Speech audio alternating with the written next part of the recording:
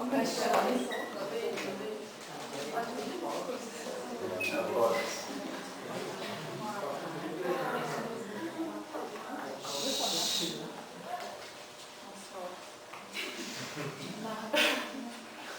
noite.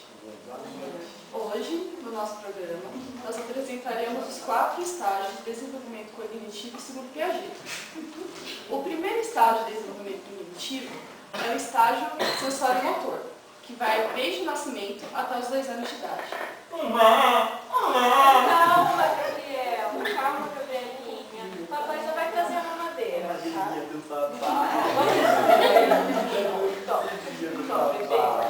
Isso.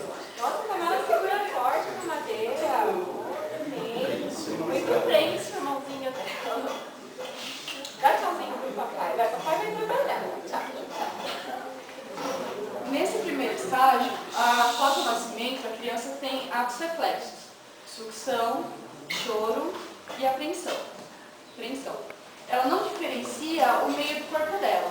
Tudo é uma extensão do corpo dela. Ela é o centro e os objetos existem em função dela. Já na segunda etapa, que é a etapa do desenvolvimento cognitivo pré-operacional, vai desde os 2 anos até os 7, 8 anos de idade. Bom dia, criançada! Bom dia, querida professora! Hoje nós vamos trabalhar com laranjas, tá bom? Ó, a professora, a titia tinha uma laranja, aí o Pedrinho deu outra laranja para a professora. Com quantas laranjas a titia ficou? 2! Isso, tá certo, tá certo. Eu vou fazer outra pergunta para vocês, tá bom? O que pesa mais? 1 quilo de ferro ou 1 quilo de pena? O ferro é mais pesado do mundo! Não, Gabriel. Calma, os dois eles têm o mesmo peso, tá bom? Mas em quantidade diferente. Não fala assim pra sua amiguinha, que feio. Tá, agora vocês podem continuar colorindo as laranjas de vocês, tá bom? Eu quero esse, me dá esse. Calma, crianças, não briguem pelo lápis, calma. Na fase do pré-operacional, ainda há aquele egocentrismo. Então, como tudo é uma extensão do corpo, tem esse sentimento de posse. Através de linguagem, de imagem, de símbolos, a criança ela começa a entrar numa outra fase educacional. Ela começa a organizar pensamentos, seguir uma lógica, só que o pensamento ele não consegue ter um processo reversível. Ela saiu do ponto de partida, estabeleceu um caminho cognitivo. Ela chegou no ponto X, ela não consegue fazer o inverso, voltar para o ponto original. Ela é atenta aos aspectos mais atraentes das coisas, tamanho, cores, esse tipo de coisa. Como no caso da imagem mental da pena e do ferro. Ela não ligou para o peso, ela pensou somente na imagem mental da pena e do ferro, por isso que ela respondeu que pesava mais era o ferro. Agora a gente tem o terceiro período operacional, que é o operacional concreto, que vai dos 8 anos de idade aos 12 anos. Boa tarde, alunos. Pessoal, silêncio, por favor. Boa tarde. Bom, eu sou professor de matemática e hoje a gente vai aprender algumas expressões. Bom, aqui nós temos uma equação. Quando nós temos A mais B, que dá C, ok? Nós podemos fazer isso aqui também ao inverso. Se a gente pegar o resultado de C e subtrair uma dessas variáveis, vai sempre dar a outra, ok? Então, se eu pegar C menos B, vai dar A. Se eu pegar C menos A, vai dar B. Um exemplo disso, se eu pegar 6 mais 4, vai dar 10. isso. Se eu pegar 10 e subtrair uma delas, 4, por exemplo, vai dar 6. Entenderam? Bom, na aula passada nós aprendemos sobre medidas. Se eu tenho 1 kg de ferro, 1 kg de pena, qual dos dois é mais pesado? Ah, eles têm o mesmo peso, Certo. Aprenderam muito bem. Nessa fase começa uma descentralização. É como se aquele egocentrismo começasse a diminuir. A criança ela consegue ter percepções diferentes. Ela consegue imaginar o todo e as partes que compõem o todo. O pensamento agora, a lógica, o raciocínio consegue ser reversível. Só que ela ainda não consegue trabalhar com hipóteses. Todos os pensamentos dela se baseiam em objetos concretos.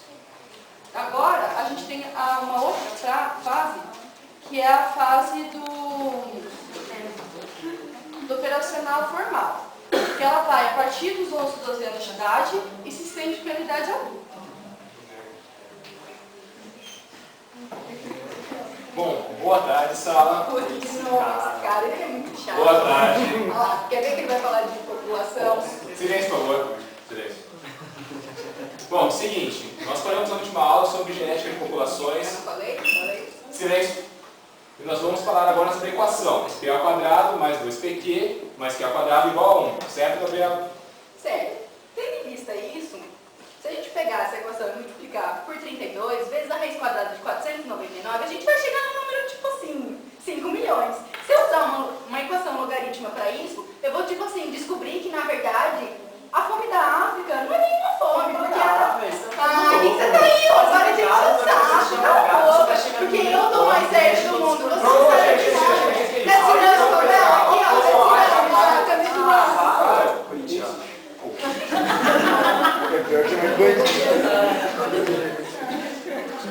Ó, nessa fase, principalmente na adolescência, como eles já começam a estabelecer um raciocínio, já perdeu esse egocentrismo, na verdade, esse egocentrismo é o último que acontece. Por quê? Porque ela consegue desenvolver pensamentos complexos e ele começa a achar que só ele tá certo, que é a fase da adolescência, que é uma das crises que tem na adolescência. Nessa fase, eles são capazes de manipular hipóteses verbais. Eles manipulam hipóteses verbais e conseguem trabalhar com elas. A ideia, na fase operacional formal, a ideia ela pode até sair de um objeto concreto, mas ela acaba se tornando uma hipótese que é trabalhada de várias maneiras. A realidade ela acaba se tornando subordinada ao possível. Por isso que consegue estabelecer relação entre eles. Putz, e aí, cara, que república que você tá, velho? Namoradinha, velho.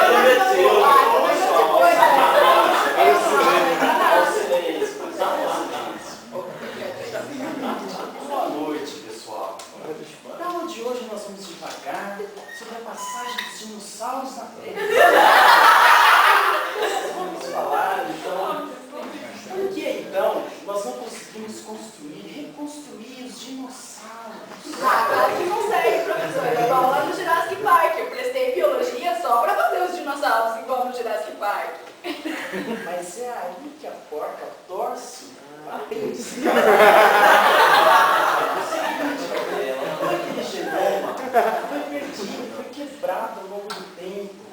Ô, louco, professor. Você vai acabar com a minha vida assim, professor. Como assim? Eu vou desistir da biologia, professor. Calma, Gabriela. Porque acontece o seguinte, os dinossauros avianos, eles continuam vivos. Apenas foram mortos os dinossauros não avianos. Mas é Nossa.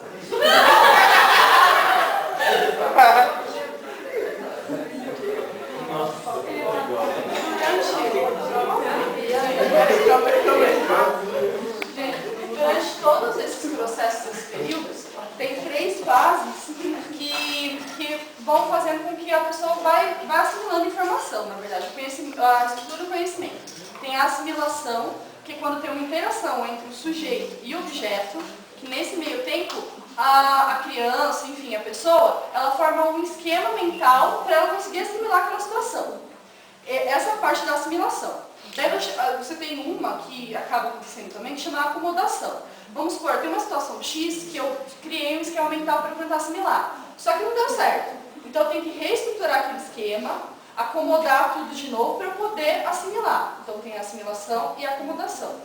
Quando, por tabela, o que acontece é que tem assimilação, acomodação, e tudo isso acaba entrando um certo desequilíbrio. Só que tem a parte que chama equilibração. A equilibração é assim, como a gente adquire novas experiências e tal, a gente vai criando novos esquemas mentais e por tabela a gente vai tentando equilibrar todos esses esquemas mentais na nossa mente para poder conseguir conciliar as informações. E acabou.